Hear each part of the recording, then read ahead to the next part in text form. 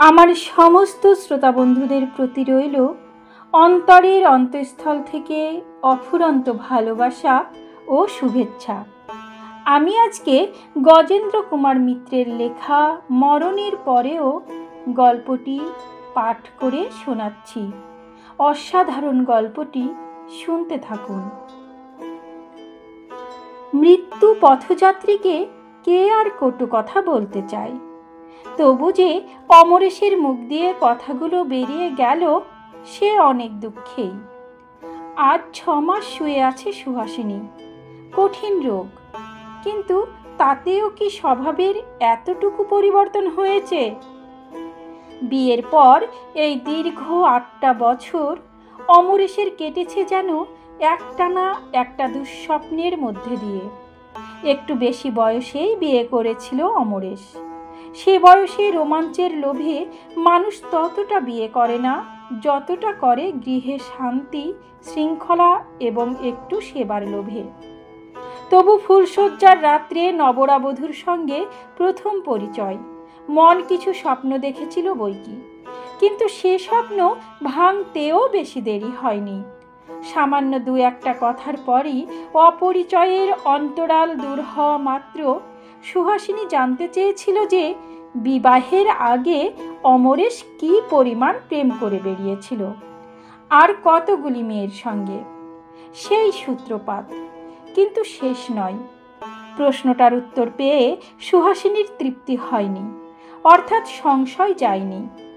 অমরেশও ডাগর মেয়ে বিয়ে করেছিল, এ প্রশ্ন, এ সংশয় তার মনেও জাগতে পারে। সে কথাটা কিন্তু সুহাসিনী একবারও ভাবেনি, যেন তা অসম্ভব। সুহাসিনীর সমস্ত সংশয়ের ঊর্ধ্বে সিজারের পত্নীর মতো। অথচ তারপর থেকে একদিনও অমরেশকে সে শান্তি দেয়নি। ওদিকে চেয়েছিলে কেন? ওদের বাড়ির সেই ধিঙ্গি অসভ্য মেয়েটা বুঝি জানলায় ছিল? অতই বা ঠাকুরঝির বাড়ি যাওয়া কেন? ওর ননদ বুড়িকে দেখে বুঝি আর আশ মেটে না? এতক্ষণ কোথায় ছিলে? অফিসে তো তোমাদের ছুটি হয় 5টায়, তুমি 9টা পর্যন্ত অফিসে ছিলে। কাকে বোকা বোঝাচ্ছ বলো তো? আমি যেন কিচ্ছু বুঝি না। আজ আবার এত দেরি কেন? আজ তো অফিস নেই। বায়োস্কোপে গিয়েছিলে? তা তো যাবেই। আমাকে নিয়ে যেতেই তোমার সময় নষ্ট হয়। কি বললে? বন্ধুরা জোর করে ধরে নিয়ে গিয়েছিল? কে বন্ধু? সমর সেন নিশ্চয়। বেবিটা সঙ্গে ছিল তো? আর বলতে হবে না, সেই জন্যেই এত দেরি। 8:30টায় শো ভাঙ্গে, বাড়ি ফিরলে রাত 9:30টায়। তারপর কতকগুলি টাকা বেবির পিছনে খরচ হলো। বাজারে গিয়েছ সেই কখন? 1 ঘন্টা ধরে বাজার। না, অমনি যাবার পথে আরতিদের বাড়ি চা খেয়ে যাওয়া হলো, ইত্যাদি। সহস্র প্রশ্নের মধ্যে কয়েকটি তুলে দেওয়া হলো, বেশি বলার প্রয়োজন নেই। পাঠকদের অনেকেরই এসব প্রশ্নের সঙ্গে পরিচয় আছে। নিজের মনের মাধুরী মিশাইয়ে বাকিগুলো তৈরি করে নেবেন। তবে শুধু যদি প্রশ্ন হতো তো অত ভাববার ছিল না। ঝি 4 মাসের বেশি রাখবার উপায় নেই। যেমন করেই হোক তাকে তাড়াবেই সুহাসিনী। তা কে জানে যুবতী, কে জানে প্রোড়া। ঘরের জানলা খোলা প্রায় বন্ধ করতে হয়েছিল, সুখের চেয়ে সোয়াস্তি ভালো এই ভেবে। আর প্রতিবাদ করা বৃথা। মান, অভিমান, কান্নাকাটি, উপবাস, এসব অস্ত্র সুহাসিনীর তুলে যেন জোগানো। সুতরাং সব আশাই অমরেশ বিসর্জন দিয়েছিল। অশান্তির ভয়ে তার মানসিক অবস্থা এমন হয়েছিল যে বাস করবার মতো একটা কুয়া পেলেও সে বেঁচে যেত। তারপর এই অসুখ, এ আরও অসহ্য। কোনো কাজ নেই, শুয়ে শুয়ে শুধু স্বামীকে সন্দেহ করা ছাড়া। সেবা করার জন্যে যে কোনো আত্মীয়াকে আনায় তার সঙ্গে ঝগড়া বাঁধিয়ে বসে সুহাসিনী। পথ্য না খাওয়া, ওষুধ না খাওয়া, এ তো অমোঘ অস্ত্র। শুধু পাগল হয়ে যেতে বাকি ছিল অমরেশের। ইদানিং সে সমস্ত মনে প্রাণে প্রতিজ্ঞা করত স্ত্রীর মৃত্যুর। যদিও প্রার্থনা করতে তার সংস্কারে বাধ্য, শুধু প্রতীক্ষাই করত। মনের কাছে সে কিছুতেই স্বীকার করতে চাইতো না যে সে স্ত্রীর মৃত্যুই চাইছে। সবচেয়ে মজা এই, ওর এ মনোভাব সুহাসিনীও জানত। প্রায় বলতো, ওগো আর দেরি নেই, আমি মলে যে তোমার শান্তি হয় তা আমিও জানি। আর কটা দিন হয়ে গেল, এতদিন পারলে আর কটা দিন ধৈর্য ধরে থাকো, আমার শেষ হয়ে এসেছে। আবার পরক্ষণেই হয়তো বলতো, আমার তো হয়ে এসেছে, যাই, তারপর যত খুশি মজা লুটো, তখন তো আর বলতে আসবো না এই কটা দিন আর সহ্য হচ্ছে না, এত তাড়া। সেদিনও কথাটা উঠেছিল এই প্রসঙ্গেই। কেউ নেই সেবা করার, অমরেশেরও আর অফিস কামাই করা সম্ভব নয়। সে প্রস্তাব করেছিল একটা নার্স রাখার। সুহাসিনী যেন জ্বলে উঠেছিল একেবারে। হ্যাঁ, তার কম আর নেশা জমবে কেন?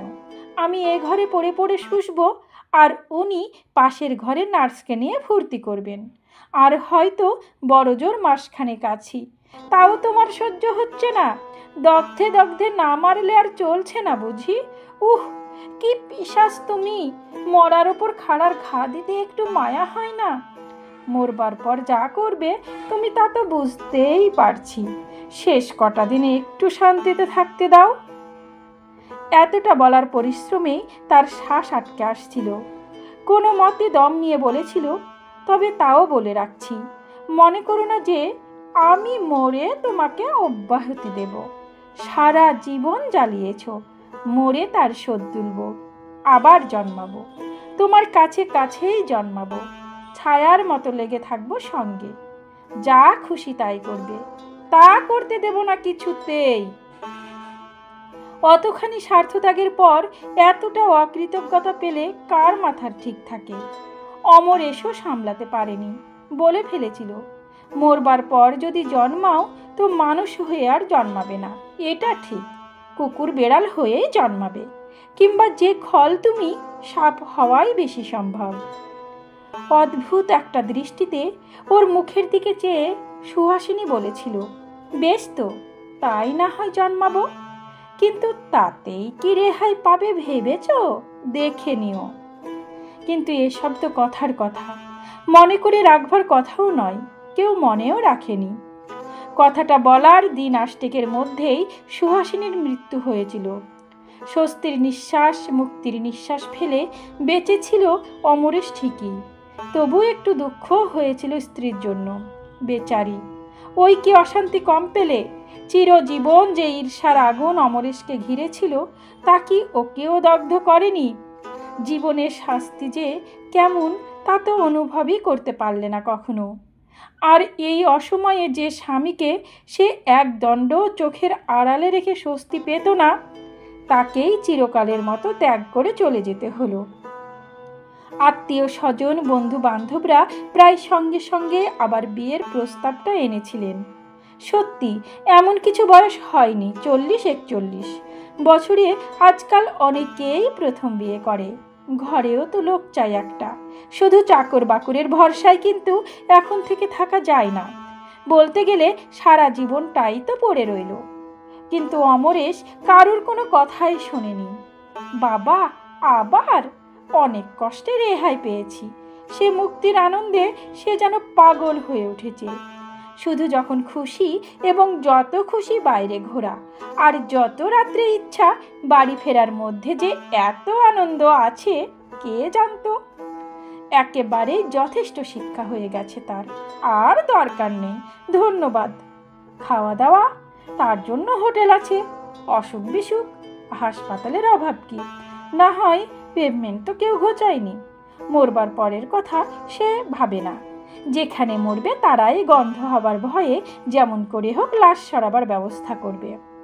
তবে এ তো প্রথম আনন্দের উন্মত্ততা, এ কেউ বিশ্বাস করেনি, শুধু এইটাই বুঝেছিল যে আরও কিছুদিন অপেক্ষা করতে হবে। বছর খানিক পরে পূজার সময় বেশি ছুটি নিয়ে রাজগিরে গেল অমরেশ। সেখানে ঠিক ওর পাশের বাংলোতে যিনি ভাড়া ছিলেন সেই শুভ্রাংশু বাবুর সঙ্গে হঠাৎ খুব ভাব জমে গেল। ওরা একসঙ্গে কুণ্ডে স্নান করতে যায়, অত ভোরে এবং অত রাত্রে আর কেউ যেতে চায় না। দুজনের রুচির সঙ্গে দুজনের মিল হওয়াতে ক্রমে অন্তরঙ্গতা বেড়ে গেল। শুভ্রাংশু বাবুর 24-25 বছরের অনুরা ভগ্নিটির সঙ্গেও পরিচয় হতে যে বিলম্ব হলো না তা বলাই বাহুল্য। এবং সেই ভগ্নিটি রুচিরা তার নাম শিগগিরই আবিষ্কার করল যে একটি বাচ্চা চাকরের ওপর অমরেশের গৃহস্থালির ভার। সে রান্না করে অখাদ্য, চা করে জলের মতো এবং কোনো কাজটাই ভালো করে করতে পারে না। ফলে প্রত্যাহ একটা দুটো ব্যঞ্জন ও বাংলো থেকে বাংলোতে এসে পৌঁছতে লাগলো। সকালে, দুপুরে, বিকেলে এবং সন্ধ্যায় চায়ের কাপ নিয়ে রুচিরা নিজেই আসতো। একদিন দুদিন ছাড়া ও বাংলোতেই আহারের নিমন্ত্রণ হতে লাগলো। এবং কয়েকদিন পর থেকেই অমরেশ দেখল যে ওর ঘরকন্যা ও শয্যায় বিশৃঙ্খলা ঘুচে গেছে।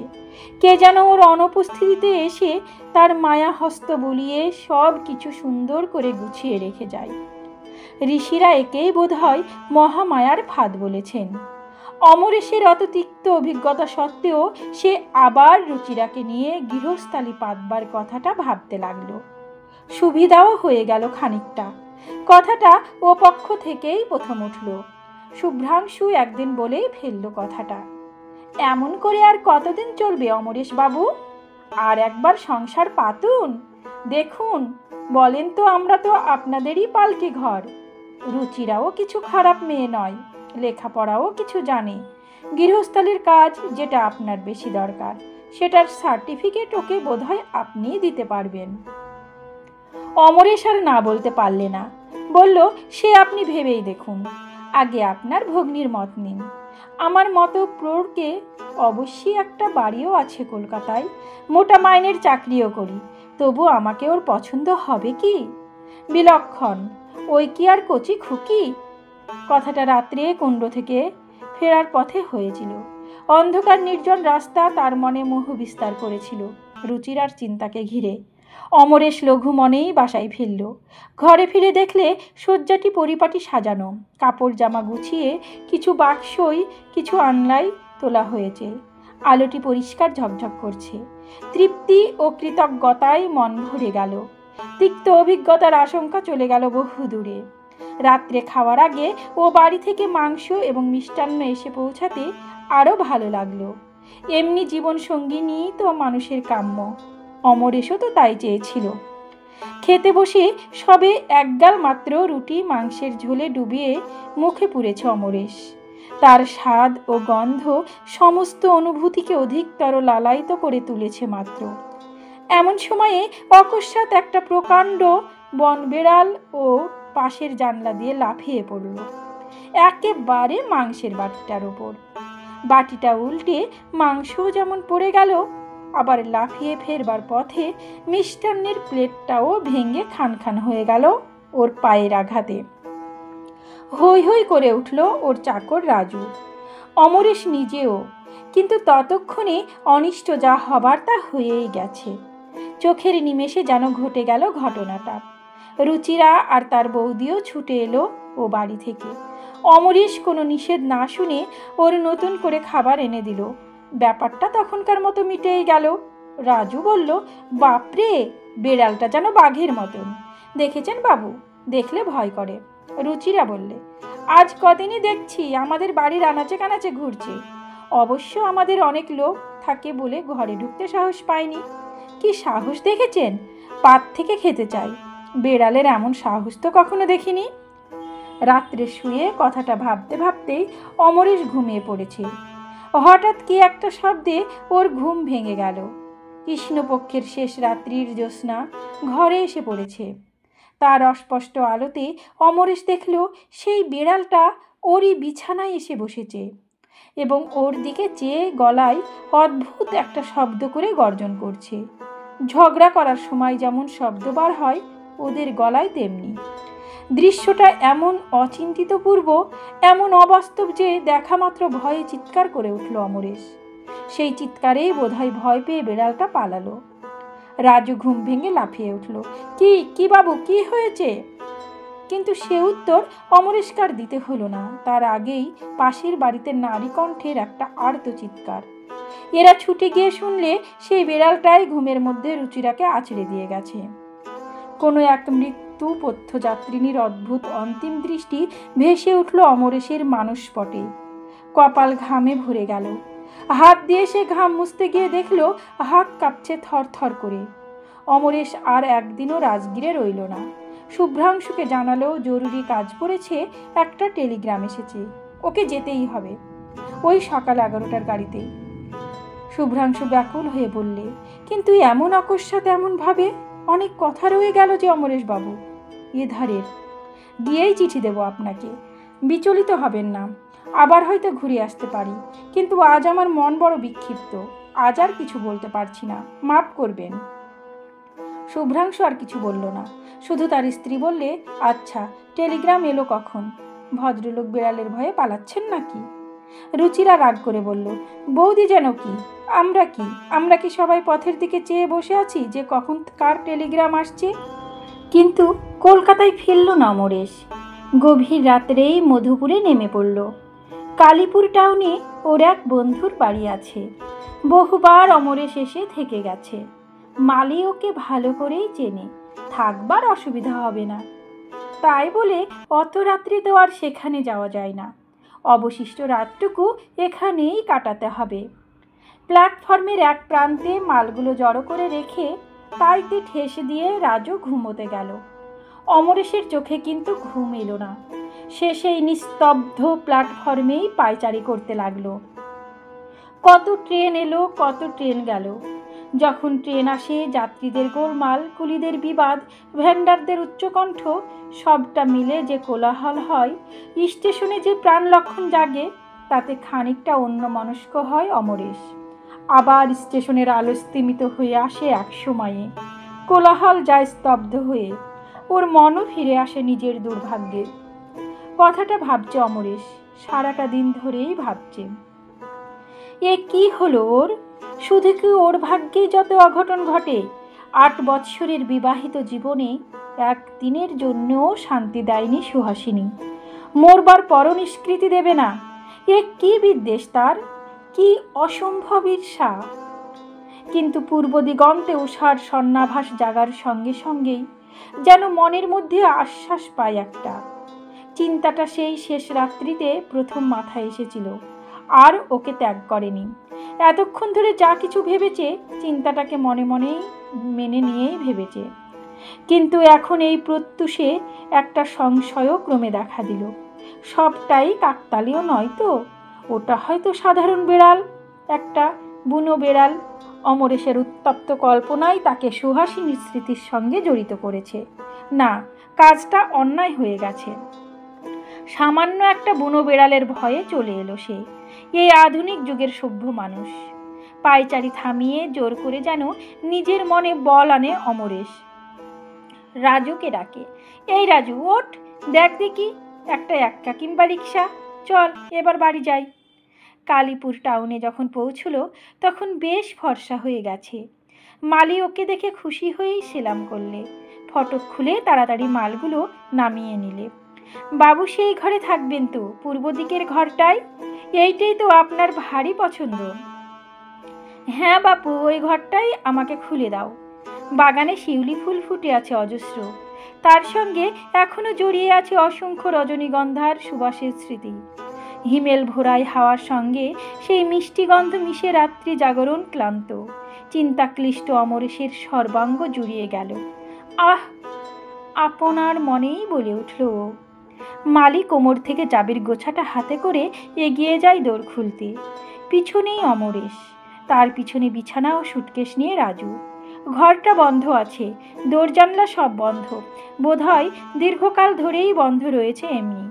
দোর জানলা খুলে দেবার পর খানিকটা বাইরের বাতাস ঢুকবার আগে আর ওর মধ্যে যাওয়া যাবে না, মনে মনে ভাবে অমরেশ। কিন্তু হঠাৎ ওর চমক ভেঙে যায়। মালির আতঙ্ক কণ্টকিত অস্ফুট আর্তনাদে। তীক্ষ্ণ কণ্ঠে সে প্রশ্ন করে, কি হলো শিবনশা? সঙ্গে সঙ্গে এগিয়ে আসে খানিকটা। ও কি? ওরও গলা থেকে একটা আর্তস্বর বেরোয়।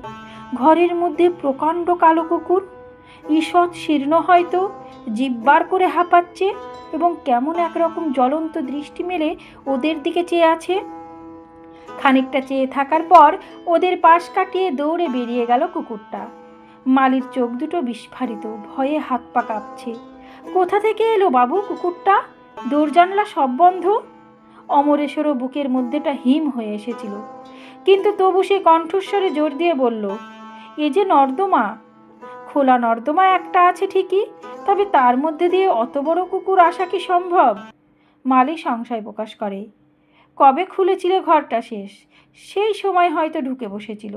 খুলেছিলুম সে তো মাসখানেক আগে, তবে হ্যাঁ, পরশু দুখানা কাগজের দরকার হয়েছিল, তাই একবার খুলেছিলুম।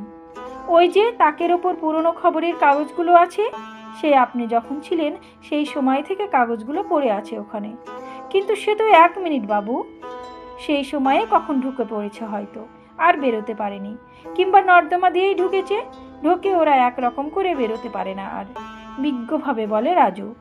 দুপুরে ক্লান্ত চোখ বুজে আসে, তবু ভালো করে ঘুম হয় না। রুচির আর ছলো ছলো দুটি চোখের স্মৃতি, তার সঙ্গে আলো আধারিতে একটা বনবেড়ালের প্রকাণ্ড রুষ্ঠ মুখ, সুহাসিনীর ঈর্ষা কুটিল ভ্রুভঙ্গি, সবটা যেন স্বপ্নের মধ্যেই তালগোল পাকায়। অবশেষে বিকালবেলা বাগানে বসে চা খেতে খেতে মন স্থির করে ফেলে অমরেশ। ভাগ্যের সঙ্গে লড়েই দেখবে সে তো কোনো পাপ করেনি কোনো দিন, তবে এ শাস্তি কেন তার? কেন সহ্য করবে সে এ পীড়ন? বিনা দোষে চরম কোনো দণ্ড নিশ্চয়তা বিধাতা তাকে দেবে না। সে তখনই বসে শুভ্রাংশুকে একটা চিঠি লিখে দিল। যদি কোনো আপত্তি না থাকে এবং রুচিরার মত হয় তো এ বিবাহ সে সৌভাগ্য বলেই মনে করবে। আগামী অগ্রহায়ণ তাহলে হতে পারবে শুভ কাজ। এখন এই কার্তিক মাসের কটা দিন অমরেশ মধুপুরে থাকবে। কলকাতার ঠিকানাও লিখে দিল সে। চিঠিখানা খামে এঁটে রাজুকে স্টেশনে পাঠিয়ে দিলে ওখানে ডাক বাক্সে ফেলে দিয়ে আসতে। তারপর নিশ্চিন্ত হয়ে একখানা বিলিতি নভেলে মন দিলে। দিন 3 পরেই শুভ্রাংশুর চিঠি এলো। আপনার পত্র পেয়ে সত্যি খুশি হলুম, কিন্তু এধারে এক বিভ্রাট, রাজগিরে থাকার হলো না। কাল সন্ধেবেলা বেরিয়ে ফিরছি, হঠাৎ অন্ধকারে রুচিরা বোধহয় ঘুমন্ত একটা কুকুরের গায়ে পা দেয়। সেই উঠেই ওকে কামড়ে দিয়েছে। এখানেতে একটি মাত্র ডাক্তার, তিনি অবশ্য যা করবার সবই করেছেন, কিন্তু তবু মনে হয় কলকাতায় নিয়ে গিয়ে ইঞ্জেকশনগুলো সেরে ফেলাই ভালো, কারণ কুকুরটার আর কোনো হদিশ পায়নি। খ্যাপা কিনা কে জানে। মনে করছি কাল এখান থেকে বাসে গিয়ে 12 ডাউন ধরব। কলকাতায় গিয়ে দেখা হবে। আপনি কবে আসছেন? দৃষ্টি কঠিন হয়ে এলো অমরেশের। ভয় হচ্ছে ঠিকই, অজ্ঞাত একটা আতঙ্ক। মনে হচ্ছে যে তার এই দুর্ভাগ্যের সঙ্গে রুচিরাকে জড়ানো হয়তো ঠিক হচ্ছে না। বিনা দোষে তার যদি কোনো ক্ষতি হয়। সত্যি সত্যি আবার সঙ্গে সঙ্গে মনে হচ্ছে সেও তো বিনা দোষেই সইছে এত নির্যাতন। তবে সে কেন রুচিরার জন্য চিন্তা করবে? স্বার্থপরই হতে হবে। এত দুঃখের পর এতখানি সৌভাগ্যের সুযোগ যদি বা এসেছে হাতের কাছে এগিয়ে, কোনো মতেই তাকে সে ছাড়বে না। প্রাণপণ করেই লড়বে অদৃষ্টের সঙ্গে। প্রয়োজন হলে প্রাণ রাখবে তার এবং রুচিরার, দুজনেরই প্রাণ। ক্ষতি কি?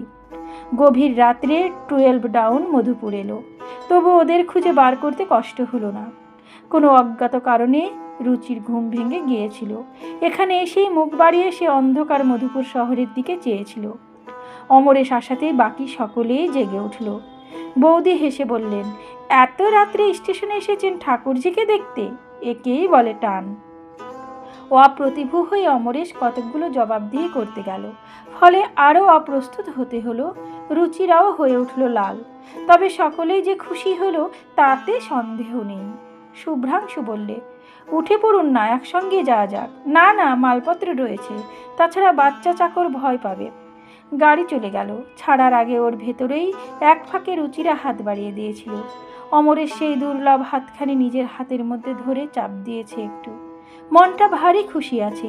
শীষ দিতে দিতে ফিরল অমরেশ। রিক্সা থেকে নেমে মালিকে ডাকতেই সে দৌড় খুলে দিল। রাজুকে ডেকে দিলে সেই বালতিতে জল রাখা ছিল। বেশ করে হাত পা ধুয়ে মুখে ঘাড়ে জল দিয়ে ঘরে এসে ঢুকলো অমরেশ। রাজু আবার ঘুমিয়ে পড়েছে। হ্যারিকেন জ্বলছে মিটমিট করে, খুব কমানো, তাতে আলোর একটা আভাস মাত্র পাওয়া যায়। রাজুর জন্যই এই আলোটা সারা রাত জ্বলে। ওরও কেমন একটা ভয় হয়েছে, একেবারে অন্ধকারে মেঝেতে শুতে ভরসা করে না। মাথা মুখ তোয়ালেতে মুছতে মুছতে বিছানায় এসে বসলো অমরেশ। আর মাত্র ঘন্টা 2 রাত আছে। এখন শুলে ঘুম আসতে আসতেই ভোর হয়ে যাবে। শোবে না বই পড়বে? মনটা বহুদিন পরে বড় প্রফুল্ল, খুশির একটা জোয়ার এসেছে মনে। সেই জন্য ঘুমের ইচ্ছা খুব নেই। রাত্রি জাগরণের কোনো অবসাদও টের পাচ্ছে না। কথাটা ভাবতে ভাবতেই চোখটা পড়েছে ওর মাথার বালিশের দিকে। আবছায়া আলো, তবু মনে হচ্ছে বালিশের খাজের ছায়াটা যেন একটু বেশি গাঢ় নয়? মুহূর্তের মধ্যে সমস্ত চৈতন্য তীক্ষ্ণ। সজাগ হয়ে উঠল ওর, চমকে উঠল না, চেঁচামেচি করল না, নিঃশব্দেই ভালো করে তাকিয়ে দেখল। তারপর আলোটা বাড়িয়ে লণ্ঠনটা এনে ধরল। হ্যাঁ, ওই তো বালিশের খাজে ছায়ার সঙ্গে মিলিয়ে রয়েছে কালো রঙের সরু লিকলিকে একটি সাপ। অসহ্য ক্রোধে অমরেশ যেন দিক বিদিক জ্ঞান শূন্য হয়ে উঠল নিমেষের মধ্যে। সে ক্রোধ তার অদৃষ্টের ওপর, সে ক্রোধ সুহাসিনীর ওপর। এদিক ওদিক চাইতেই নজরে পড়ল মোটা একটা বাঁশের লাঠি কোণে ঠেসানো রয়েছে। সে আস্তে আস্তে গিয়ে সেই লাঠিটা তুলে নিল। সাপটাও ততক্ষণে সজাগ হয়ে উঠেছে। লাঠি নিয়ে অমরেশ কাছে আসতেই বিছানা থেকে সরাত করে লাফিয়ে নিচে পড়েছে সে। নিচেই বেচারি রাজু শুয়ে আছে। কিন্তু অমরেশ কার্যক্ষেত্রে যথেষ্ট ক্ষিপ্ত হয়ে পড়ে এখনো। সে যেন বিদ্যুৎ বেগে লাঠিটা বসিয়ে দিল সাপের মাথায়। ছোট সরু সাপ, লাঠিটাও বেশ মোটা। সাপের মাথাটা থেতলে চ্যাপ্টা হয়ে গেছে। মৃত্যু যন্ত্রণায় ছটপট করছে সে। সমস্ত দেহটা অসহায়ভাবে বেঁকে চড়ে উঠেছে বারবার। রাজু লাঠির শব্দে জেগে উঠে ওই দৃশ্য দেখে চিৎকার করে উঠেছে। মালি এসেছে ছুটে, কিন্তু অমরেশের কোনো দিকে ভ্রুক্ষেপ নেই। সে কেমন যেন স্তম্ভিত হয়ে দাঁড়িয়ে সেই সাপটার মৃত্যু যন্ত্রণা দেখছে। চোখ ফেরাতে পারছে না। এমনি একটা অমোঘ আকর্ষণে ওর দৃষ্টি তাতে নিবন্ধ। আনন্দ হয়েছে ওর, নিশ্চিন্ত হয়েছে। তা অমরেশও জানে না। ওর অনুভূতিও যেন জড়ো হয়ে গেছে। প্রথমেই সেই অসহ্য ক্রোধ আর নেই, বরং এই জন্য যেন নিজের কাছেই সে লজ্জিত, তবু তাকিয়ে আছে সে। সাপটা ছটপট করতে করতে খানিকটা এগিয়েছে দৌড়ের দিকে। রাজু আর এক ঘা মারতে যাচ্ছিল। অমরেশ ইঙ্গিতে নিষেধ করল। মুখ হাত ধুয়ে যখন প্রথম ঘরের ভেতর পা দেয় অমরেশ, তার তখনকার সেই পায়ের সজল ছাপটা এখনো শুকায়নি। একটু বেশি জল ছিল বোধ হয় পায়ে। পরিপূর্ণ ছাপটা যথেষ্ট জল নিয়ে স্পষ্ট হয়েই আছে মেঝের ওপর। মরণাহত সাপটা তার পিষ্ট দলিত মুখটাকে কোনো মতে যেন বহন করে এনে সেই জলের ছাপের ওপরে সে স্থির হয়ে গেল। এইবার বোধহয় মারাই গেল সে। হয়তো মৃত্যু যন্ত্রণার অসহ্য তৃষ্ণায় তাকে টেনে এনেছিল এই সামান্য জলরেখার দিকে। হয়তো সবটাই আকস্মিক যোগাযোগ মাত্র। কিন্তু অমরেশের যেন মনে হলো অন্তিম মুহূর্তে সরীসৃপটা তার পদচিহ্নে পৌঁছে সমস্ত অপরাধের জন্য চরম ক্ষমা প্রার্থনা করে গেল। কে জানে কেন আজ সে সুহাসিনীর জন্য দুঃখবোধ করল। বেচারি, সে নিজেও তো কখনো শান্তি পায়নি। সবার অলক্ষ্যে চোখের কোণ দুটো মুছে অমরেশ আবার বিছানাতে গিয়েই বসল। বসবেন না বাবু? ভালো করে দেখে নি আগে আর কোথাও কিছু আছে কিনা। এই হিমে যখন সাপ বেরিয়েছে, না আর ভয় নেই। অমরেশ বেশ জোর দিয়েই বলে। এ জোর সে কোথায় পায় কে জানে। সমাপ্ত। গল্প মরণের পরেও। কলমে গজেন্দ্র কুমার মিত্র, কণ্ঠে আমি রোজি।